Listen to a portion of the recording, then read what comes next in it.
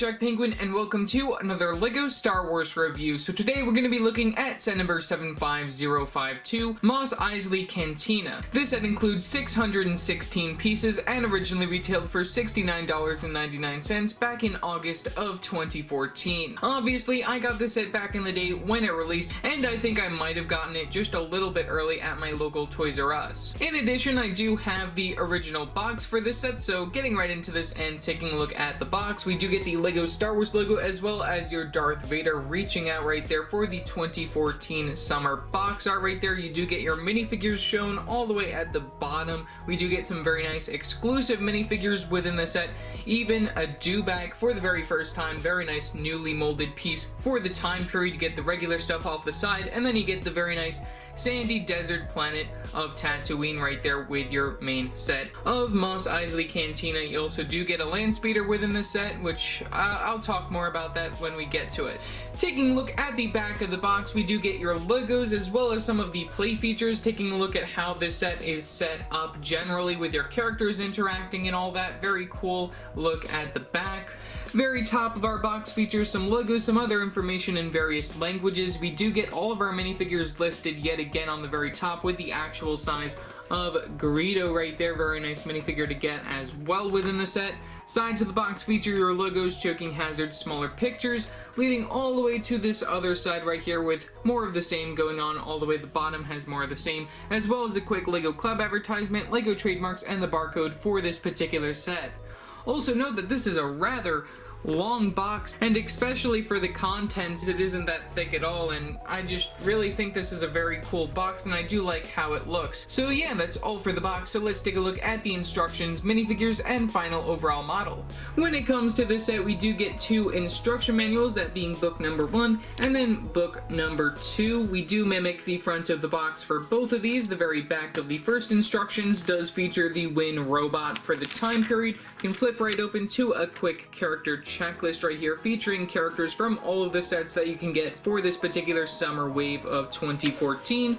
We also do get a quick advertisement for lego.com/Star Wars. You can flip right open to a transition to the second instructions. Second instruction booklet, we can flip that right over to get a quick LEGO Club advertisement right there featuring one of the LEGO clubs from the time period, featuring that Jabba's Palace that I just recently reviewed. Very interesting front to a LEGO Club magazine. You can flip right open to the piece count for a total of 2 pages right there, and then we can flip right open to a look at the final overall model right there. So no other advertisements for any of the other sets for the time period, which I'm fine with since this is a rather larger set. So yeah, let's take a look at the minifigures. Taking a look at our first minifigure, we have Luke Skywalker. This minifigure is not exclusive, but also comes within the 2014 Star Wars Advent Calendar, as well as the Ultimate Collector Series Sandcrawler that released in the same year. For his minifigure, we do get 2 accessories, one being the older style binoculars piece within that dark gray color. We also do get a lightsaber right there. One other thing that I do want to note is that for some reason the instructions for this particular set do show the lightsaber hilts going like that. I just want to point that out. It's so weird that some sets have it the other way and some sets have it like this. Generally, I just follow the instructions, and that's what the instructions showed, which I think it's interesting just to give the lightsabers a sort of different look compared to the style that you would normally see when it comes to other sets. But either way, removing his accessories so we can get a better look at his character. One thing that I do really like is the leg printing for this minifigure leading up to the belt piece up to the torso. Very nice transitions between the prints. Really love the look of the character, and also I do like the printing for the flesh tone right there on the torso. It doesn't look as bad as it could be since it isn't printing a lighter color on a darker surface right there, which that's why that works out so much better than so many other minifigures. We also do get the plain white arms and the light flesh hands for the flesh tone. We do get some back printing in addition right there, finishing off the belt. You can take a look at the belt, wraps around the character, very nicely done by LEGO. We also do get this facial expression, which is a facial expression that I think LEGO could have done a better job on it. They have improved upon this particular facial expression. I just don't really like how it looks with all those lines right there. It just makes him look a little too old. can take a look at the first facial expression with a very nice smile on the front, and then the very back has a more serious look, which I think that this facial expression just makes Luke look a little too old, and he doesn't look this old within this particular scene since this is only from A New Hope. And then we also do get the hairpiece for Luke for the time period, which is inside that tan color right there, the blonde color for the time period, which I don't really think they make hairpieces within that color anymore. It's usually yellow when it comes to blonde characters nowadays, which is something that I have noticed as of recently that I'm not really too much of a fan of. But either way, that's pretty much all that I have to say for our minifigure of Luke Skywalker. For our next minifigure, we have Obi-Wan Kenobi. This minifigure is also not exclusive to the set as of now. He also comes within the 2016 Death Star direct-to-consumer that should be retiring by the end of this year, as well as the 2017 Luke's Landspeeder, which we also get a Landspeeder within this set, and then the Imperial Landing Craft set from 2018. All of those sets I do not own within my collection. But either way, looking at his character, he does have the same accessory look for the lightsaber right there as our minifigure of Luke Skywalker, with the hilt facing the other way based off the instructions. Can remove that quickly. We also do get some very interesting leg printing and also torso printing right there. I don't really like the look of his character having his robes printed on. I'd rather them just give him a cape just like they did back in the day. I think that this look for him, it's okay, it's fine for what it is, but I do like them just giving minifigures capes and stuff. I do like the Obi-Wan that just recently came out back in the end of 2019. That's an Obi-Wan minifigure that I think that LEGO did a wonderful job with. But still, looking at this character, we do get the leg printing leading up to the belt piece, up to the torso, which is inside that dark brown color. We get the dark brown arms just for the continuation of the robes, and then we get some light flesh hands for the flesh tone. We get some back printing right there for his hood right there, which is also very nice to see on the back. And then we get the one facial expression for his minifigure right there, which I believe this was new to his minifigure for the time period. We do get the just regular smirk on the very front, no double-sided facial expression, only the one facial expression for our minifigure, and then the regular haircut style right there for your normal minifigure inside that light gray color, which I think is also very nice to get within this particular set. So yeah, that's pretty much all that I have to say for our minifigure of Obi-Wan Kenobi. For our next minifigure, we have Han Solo. This minifigure is also not exclusive, releasing within the 2014 Millennium Falcon Microfighter set as well, which I think is very interesting to see that this minifigure only appeared in one other set even before this particular set. But either way, looking at his character, we do get the one accessory of the short style gun right there, so then he can shoot first before Greedo within the set. We also do get some dark blue legs right there with the printing for his belt holster as well, which I really like to see. The printing continues up to the belt piece, up to the torso right there. We do get the black torso piece with the printing for his regular outfit styling. We also do get the tan arms and the light flesh hands for the flesh tone, some back printing in addition for the back of his outfit, very nicely done by LEGO. We also do get the facial expression for the character for the time period right there with the smirk on the very front. If you take off the hairpiece and turn around his head, we get a more unhappy look from the other side. I do like this facial expression for Han Solo, but like I said, they have been improving upon the facial expressions for a lot of these main characters as of recently. We also do get the regular haircut style piece, same hairpiece being used as Ben Kenobi, who I accidentally called Obi-Wan Kenobi. Either way, we get that inside that regular brown color, which is pretty common to get it in. So yeah, that's pretty much all that I have to say for our minifigure of Han Solo. Next, we get one of the more interesting characters within the set, that being Greedo. This minifigure is exclusive to the set. Same accessory as your minifigure of Han Solo of the regular short style gun for the time period. We get these aqua blue legs right there with the belt and the holster printed on the front of that as well. You can see how that looks. We also do get the printing for the very front of that more nougat colored torso piece right there, just showing his overall outfit. We also do get the same color from the legs for the arms, and then we also do get that sand green right there for the flesh tone right there for the hands. We also do get some back printing for his minifigure, which is a very nice touch. And then we do get the head mold for the Rodian characters, which I think is very nice to see within that sand green color with the printing in that dark blue for the eyes. So yeah, that's pretty much all that I really have to say for our minifigure of Greedo. Very nice to include him within the set, which we haven't seen this particular character since 2004, I believe. And I do expect that we'll be seeing some of these characters return within the new D2C Mos Eisley Cantina releasing later this year. For our next 3 minifigures, we get 3 of these Biff musicians right here. Very cool to get at least 3 of the band members. I know that there are a total of 5 within the actual cantina within the real world of Star Wars, which I think it's really annoying that if you wanted to get a full set of the band, you would have to buy 2 of these sets or buy some of these characters secondhand off eBay or Bricklink or whatever. But I do expect within the new direct-to-consumer releasing later this year, we will be getting all 5 of the band members. You know, they really should go all out if that is an 18+ direct-to-consumer set. One of them does not have the accessories, so I face them backwards, but we get a total of 3 of these characters with the dark gray legs right there. We get the black arms, and then these not exactly tan, but a sort of lighter, sort of different type of tan hand piece right there for the flesh tone, but we do get the head piece within that tan color right there, which is a new mold for the time period with the printing on the very front of it. You can also see how that looks from the very back. When it comes to these characters, we do get some very interesting back printing in addition to front printing right there on the torsos. And then, like I said, all 3 of these minifigures are the same, though they do feature different accessories for their musical instruments. Right here you can see one has this telescope piece with this lever on the very top of it, just a musical instrument. You put that to your mouth right there. We also do have another sort of different type of flute thing going on right there with the lightsaber handle piece right there within that black color, and then we also do get the tap piece from the very front, and then the other character has a type of drum accessory that you actually do place within the model itself. So yeah, that's pretty much all that I have to say for the Biff musicians. And then for our final minifigure, we get this Sand Trooper right there. I do really like that they do go all out with the printing right there, with the printing on the front of the white legs. We get the plain black belt piece. We also do get the printing for the very front of the torso. Very cool to see a stormtrooper that's covered in sand right there. We also do get the plain white arms, which I would have liked to see some arm printing on there, but it's fine since they didn't really do that a lot during the time period. And then we do get the plain black hands. We do get 2 under the neck accessories, one being this cape piece right here off to the side, just showing the rank of the particular stormtrooper character. I guess that's what that's generally used for. We do get some printing on that within that black color, so that's very interesting. We also do get the under the neck accessory right here of the stud that you can place from the very back. We also do get some back printing on this minifigure, still continuing with that detail right there. Also, if you were interested, this is what the back printing for this particular minifigure looks like without all of the under the neck accessories. But we do get this backpack piece right there using 2 different types of clip pieces, one being the 1x2 right there with the bars split up like that, and then we get 2 of the other regular clip pieces on top of the studs for that.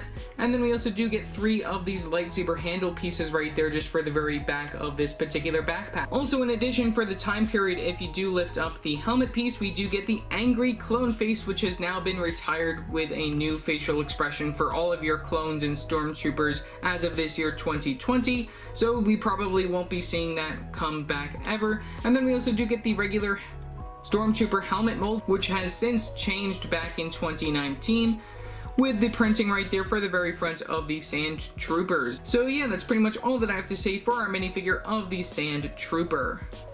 Taking a look at one of the creatures that's included, we get this Dewback. This is the first time that we ever saw the Dewback in Lego form. Using a primary olive green color right there, we do get the printing on the legs right there. The legs do not move, they're not connected using any Technic connections. We also do get some printing on the very back of the tail right there. Very nice that they did go all out with the printing right there, even just like right up here, and for the eyes and the nose of the character. We also do get a separate piece right there from the very front that you can lift down, featuring the mouth. We do get the printing for the teeth on both the top and the bottom right there. Very nice that Lego did pay attention to detail. If you want to have it open and close its mouth, you can do so. We also do get some studs right there, 4x4 going across the very top. We get a total of 4 of these arched slope pieces right here that you can place across the back, all within that olive green color, matching the skin of this particular creature, that you can place across the back of those studs, just to round out the very back of the character if you want to just have it be a regular typed Dewback, just with no Stormtrooper Master or anything, just roaming around the planet of Tatooine.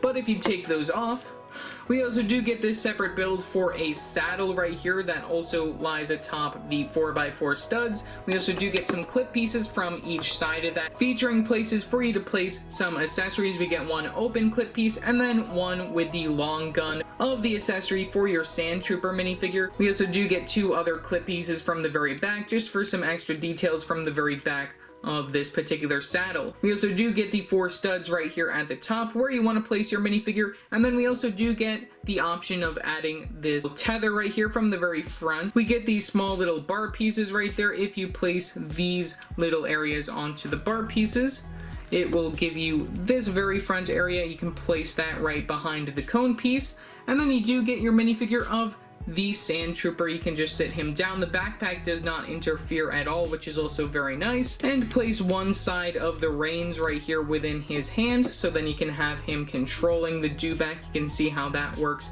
from the very front like that. And then we also do get another accessory, being this sort of pole piece going on right here, probably used to lead the animal on. We get 2 of these antennae pieces right here within this black color, and then in the middle we get the lightsaber handle piece within that light gray color, making it 3 different colors that one piece comes in within this particular set. So yeah, that's pretty much all that I have to say for our Dewback. Let's move on to the Landspeeder. Taking a look at the build for the Landspeeder right here, I believe this was probably like the third or fourth, fifth time that we ever got a Landspeeder within Lego form. So getting right into this and taking a look at the model, I do like the change in color right here. We get this more of a darker sand color to the very front of this, and I do like the color scheme of the dark red in addition. Right here we get a mix between the regular light gray, dark gray. I just think it's very interesting to see all the different colors that they placed on this just to make it look as if it was actually put together using a bunch of different scrap parts. As most builds do, we get a lot of stickers for this particular model. We can see one on this 2x2 tile piece from the very front within that dark gray color, just with some of the wires sticking out from the very front. Very nice to see that. We get a sticker on this 2x2 slope piece within the model right there, just for one of the control panels. We get the sticker on this 1x4 tile piece from the very back, showing some more wires from the very back. Very interesting to see the attention to detail on this set. And then we also do get some stickers on the engine pieces from the sides and also the very middle right there. You can see one over here, and that wraps around this particular piece. You can see it from the sides, and they are all different stickers, which is another thing that I do really like. And also they are different colors right here. We get one in light gray, and then 2 inside the dark gray color from the very back and side of this particular model. Also, when it comes to the very front of this model, I do like seeing these pieces, these curved pole pieces. Those are very interesting to see when it comes to certain sets that wraps around the very front, just to give that particular angling. On the very bottom, we get a lot of these horseshoe pieces within that translucent clear color, so then you can just make this ship go around as if it is floating. You can just push it around and it won't really scratch up the table too much. From the very back of this particular set, we also do get the option to lift up this 4x4 plate piece that the very back engine is on to reveal a secret compartment where you can place some of the accessories if you want to take apart the accessories that are included with your minifigure, or just leave the binoculars piece down within this particular section. You can do so, and then we do get the 2 seats within this particular model for you to place your minifigures of both Obi-Wan Kenobi and Luke Skywalker. So removing their accessories of the lightsabers, you can place them within the vehicle. We're going to place Luke within the driving seat since that makes the most sense, and then we're going to place Obi-Wan right beside him, which is very nice. So you can place them both within the vehicle, within the seats. They give you the actual seat piece, so then you know where they're actually going to be. And then we also do get this very nice windshield piece, which I believe was introduced for this particular vehicle, if I'm not mistaken. Not within this particular set, but within one of the previous renditions. But yeah, that's pretty much all that I have to say for this particular build for Luke's Landspeeder. When it comes to the build for Mos Eisley Cantina, I think that this is a very interesting build, but I believe LEGO could expand upon it. We did get a new version of this back in 2018, I believe, but that one I still think isn't as good as it could be. So opening this up, it does open up using some hinge pieces on the 2 sides right there. You can see we get the hinge pieces from the very top and the hinge pieces from the very bottom. We also do get the front entrance to this particular location, and then we also do get some of the more popular locations, like the place where we have Han and Greedo. Han shot first. We have the place where the band should play, and then we also do have the main bar, though we don't get the bartender within this set, but we did get him back in 2018. So starting by taking a look at the first part of this particular set, we get the main front entrance. This part has a very nice removable front area where you can pull this particular section to open up the front door of the building. In addition to that, we also have this little barrel from the very front, and then we even have some more of those hinge pieces from the very side, so then you can open this part up, so then you can get a better look at that particular interior. And then we also have some other types of clip pieces from the very top where you can lift this main dome area. Inside this particular section, we do get 2 seats. I'm just gonna zoom in so we can get a better look at that. We get the 2 seats within that brown color. We also do get these lights right here, which you see that all throughout this particular building, the same sort of style using that piece within that brown color, and then the translucent stud on the very top of that. In addition, we also do have this, I guess, jukebox or something. Like I said, don't really know what that's supposed to be, but we do get a sticker on the very top of that 1x2 cheese slope inside that dark gray color. Closing this particular part up, you can just close that up like such, and then you can also close up the very top of that particular building area. The very side, we do get another sort of light going on from the very side of that. You can see the interior shot right there and how dark it gets when you have the top part closed. And then from there we have the 2 main sections from the very front. So zooming out from there, from the very back, we do get the option to push these particular areas up closer, so then it makes it easier for play, or you can push them in when you actually close up the hinged parts from the very side. So bringing these 2 parts close to us, we get the main area where Han shoots first. We get these 2 little chair areas right there, which they are completely different to the regular normal minifigure chairs, but I think that's fine. You can place your minifigure of Han Solo right there like such. And then we have our minifigure of Greedo that you can place right in the other chair beside him, so then you can have them fighting against each other, and then you can have Han shoot first. In addition, we also do get a translucent cylinder piece on the very top of that table going on right there, just as a regular drink. And then, like I mentioned before, we do get the same sort of styling for the lights. You can see that from the very back. And then we also do get these wall element pieces, which also have the little holes for the windows, which are very nice to see. When it comes to the interior parts of these particular builds, we also do get some studs on the side just for these translucent red and translucent blue 1x1 circular tile pieces. I don't really know what those are supposed to represent, but those are on the walls of this particular building just for some extra details and decorations. Moving that part right back, we also do get the area for the band to play over here. You can have the band go in this particular area. We get that other accessory for the one that does not include his, that being this particular drum build right there, using 2 of these 2x2 jumper plates within that black color. We also do get the cylinder piece separating one of those jumper plates and one of these 2x2 plate pieces right there within that light gray color. And then we also do get a silver stud from the very top of that. So placing this minifigure, we do have to sit him down so then he can work his instrument. Then we also do get 2 other areas right there for your minifigures. You can just plop them in like such. We don't really get too big of a spot. You can have one just standing off to the side like that if you want, and then there you go. There's the band hanging out within their particular area. If this set came with 5 band members, it would be totally impossible to fit them all within the one area, which I think it's fine that LEGO only included 3. The only good part about that is that it does leave options for those who want to mock up this particular set and increase the size of it and make it their own. And then, like I said, for the other area, we do get the lights from the very back and the same sort of studs going on from the side that have the translucent 1x1 tile pieces. And then we have some other little drinks going on from the very background using the cylinder piece within that translucent color with a silver stud on the very top, and then a translucent red cylinder piece with a 1x1 tile piece inside that golden color from the very back. So moving these back yet again, you can just have this band member hanging out from the very side of that.